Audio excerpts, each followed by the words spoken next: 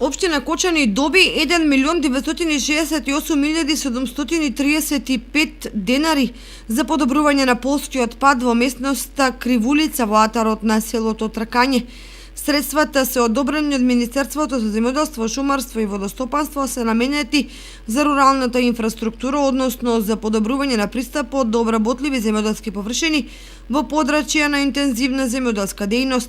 Полскиот пат во Кривулица води од излезот на Тракање кон селото Облешево и поминува низ ризови ниви преку патот до село Бање, па се до катастарска граница во општина Чешиново Облешево. Патот е долг 1,2 км, широк 3,5 метри и е во многу лоша состојба.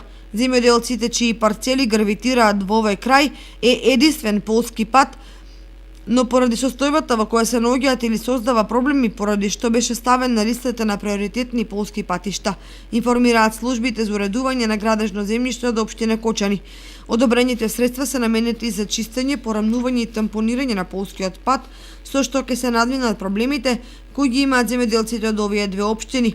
Подобрувањето на руралната инфраструктура во Кривулица е дел од проектот на Центарот за развој на Источниот плански регион, аплициран до Министерството за земјоделство.